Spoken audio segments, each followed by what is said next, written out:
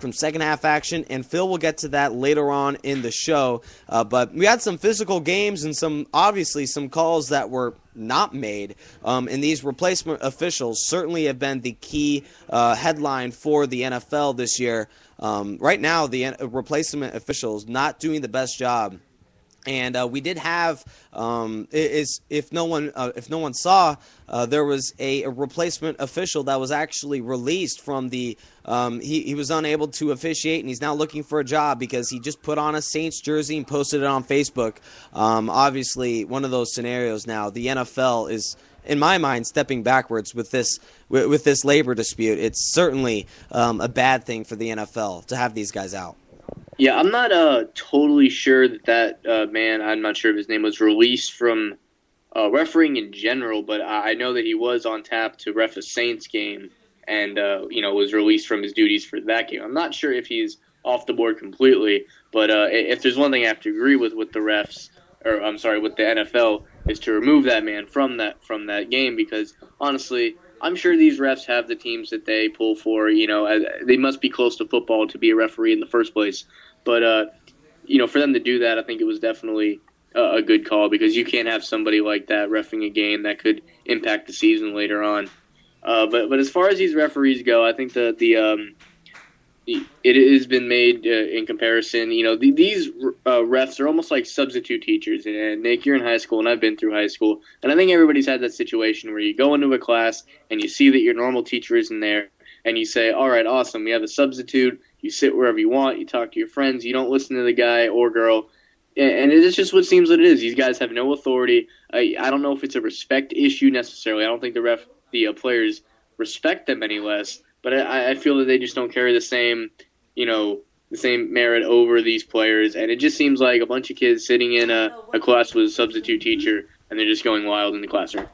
And obviously throughout the entire year, it's gotten wild in the NFL, and there's been some calls that really haven't been made. The Seattle Seahawks last year were afforded a fourth timeout, and it's just like all of these things for the NFL replacement officials. We can't wait to see the real officials get back onto the field. They're supposed to go week 5, and Phil, to go more in depth on this, it has been a bad thing for the NFL. And we'll have to wait and see just how bad things get. Obviously, we've seen more physical games in the Eagles, Ravens, and then right now the Falcons and Broncos game seemingly getting out of hand over in the Monday night matchup. Yeah, it seems these teams that have any physical altercations, the refs. I mean, with the Eagles and Ravens, they had 2 or 3, I believe it was, situations where for several minutes. Where players are pushing and shoving and throwing each other to the ground. And all that ended up happening, on all 3 occasions was the referee, coming out personal foul on the offense, personal foul on the defense, penalties offset.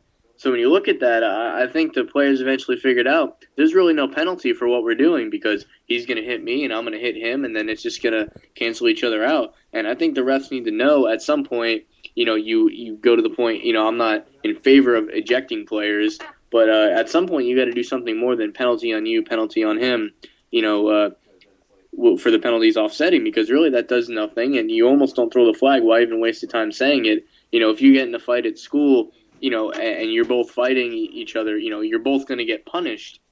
So it's just different for them. I think the Eagles and Ravens figured out very early that the refs weren't going to have control of this game, which led to some of the spills over in that game, and even in the Falcons-Broncos, it was definitely a little less. There's only one major fight, but the same situation happened where both teams were called for a penalty, and they just offset, which overall accomplished nothing. And it's interesting. I mean, we'll get right back to the NFL officials in Week 5. Hopefully, the labor dispute will come to an end as soon as possible. But I mean, more games seemingly getting out of hand, and then we have more calls that really aren't exactly what we would expect for the starting officials. And an interesting point. Sure that both sides seemingly are even. I mean, supposed to be even. We have obviously, if one guy gets called here and another guy gets called there, but this NFL is now run differently, as you mentioned, Phil. It's seemingly run differently than before, and now it's really turned into, okay, as long as I mean, these NFL officials now don't seem to know the rules that the starting officials had, and it's unfortunate that the NFL is really paying the price, for Roger Goodell instilling this tough of a thing, because the labor dispute was that they were expecting for these officials to be able to, the starting officials, to run the entire year, and during the off season they still have training. And hey, wait a minute, we have lives too. So for these replacement officials, it's hurting the league more than it is helping and getting, for the future. So for Roger Goodell, I mean, sure, these officials will only have a few more weeks, but you may have ruined some playoff positionings with, so many. I mean, how can you just instill new discipline after going this bad for this long? Yeah, John Gruden actually made a good point while watching this game. These aren't even the best officials not employed by the NFL, because the best non-professional officials are in the SEC and the Big Ten and even the ACC for college football. So the way he described it is you're having 6th and 7th round draft picks composing a team and playing in the NFL. These men, I understand they're trying their best, and I really try not to be too hard on them because I do feel for them in some way, but they're not qualified for the position they are in, and that's not even necessarily their fault, because like I said, the most qualified referees that are not employed by the NFL are at the top college level. So the referees that we have out here are guys that have, maybe lower level, say Conference USA, MAC, Sun Belt Conference type college games, and, significantly important high school games like state championships and things of that nature. But I don't care who you are. If you're used to doing something at a high school level, you can't be thrown into it at the professional level and expect to be held to the same standard as people who were trained to get to that point in the first place. There have been some key calls that have not been made, Phil, and these are just a bunch of replacement officials and not even second best in the business that are controlling this league. And it's interesting how once the starting officials return, it'll be interesting to see how that these officials will now instill more discipline. And it may have hurt this entire year. Now with the NFL officials, if they indeed are back on the field for Week 5, it will be a while before these officials will get into the groove of things, as they have been out of football for 6 weeks, with 4 preseason weeks, and now we're in Week 2 of the regular season. There's been some way too many, in my mind, way too many bad calls, and I don't know how the NFL is going to come back from this, but it's obviously unfortunate. And obviously, hopefully we can come back from this. And Phil, again, going over to the physicality of football right now, Falcons lead 20-7. But what do you have for us in this Monday night matchup? Well, from the ending point we're at a commercial break actually for that game at the moment. But Peyton Manning did drive down the field late in the second half, as I reported earlier, to score a touchdown that was originally ruled an incomplete pass, which goes back to our referee discussion. Because once you look at the replay, it was pretty obvious that Thomas had both of his feet down in bounds, which luckily they were able, to get the challenge being in the last 2 minutes and, get that overturned. As you said, it's still 20-7. Peyton Manning still trying to battle back. The Falcons, with a lead like this, I think it definitely helps them because they don't have to do too much. They just have to prevent the big play. And when you don't have to worry, when all you have to worry about actually is the big play, it definitely helps your defense. So I think the bad start could hurt Peyton Manning. But, you look at the game, it's 20-7. If Peyton can string 2 more touchdown drives together, they take the lead as long as the defense is holding it off. Because the Falcons have only gotten the 2 touchdowns off the turnovers. Other than that, they've been held to field goals the rest of the time. So if they can continue to hold them, I think the Falcons, you look at the score, they aren't as good as, say, the score. They're not playing as well necessarily as the score is showing. So you look at this game, and the Falcons actually have the ball right now. But it's not totally over, I guess, is the bottom line here. The the Broncos, definitely have a chance to come back in this game. It'll be a matter of time to see if Peyton has any magic left in the tank for this game. And we're going to end the show before we get to the final score for this game, and obviously the Broncos making a comeback after a 20-0 start for the Falcons. So for Matt Ryan, he's already thrown for over 125 yards, but Michael Turner is not getting it done on the ground. And obviously, despite the 3 interceptions, this game is practically dead even. So it's just a matter of this offense putting up a few more points, and that perhaps can be the difference in this game. Peyton Manning trying to make that comeback attempt, and he'll have to go back to the no huddle, which has hurted him in the first quarter. So for the Atlanta Falcons and Denver Broncos in this matchup, obviously the keys are the 2 quarterbacks, but how do you feel, Phil, will be the final outcome of this game with the Falcons so close to allowing a comeback? It just takes 2 drives for the Broncos to take the lead.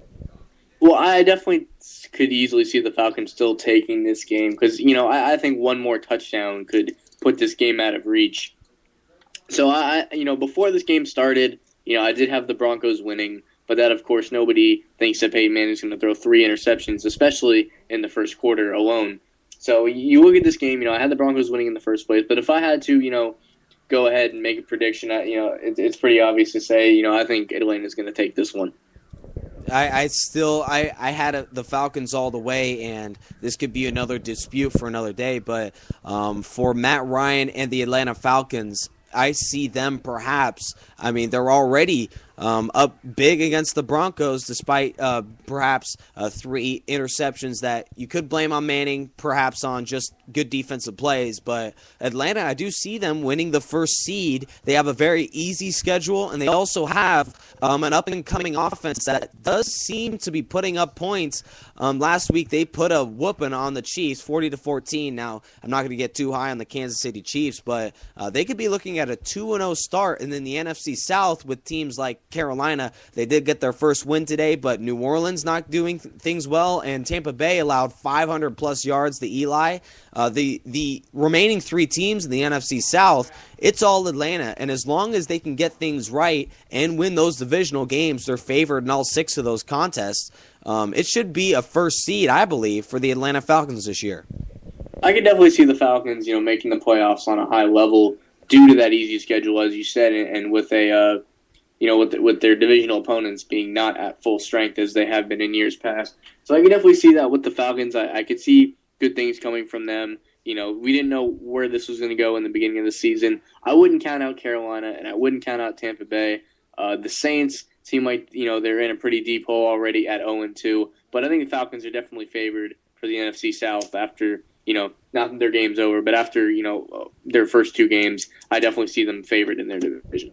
And outside of San Francisco, what you can make a strong argument, and I don't blame you, for having the best NFL team all the way around with their defensive success and the offense coming along. Who's the number 2 team in the NFC? The Atlanta Falcons. You don't know what you're getting out of the Packers. They are 500 on the year.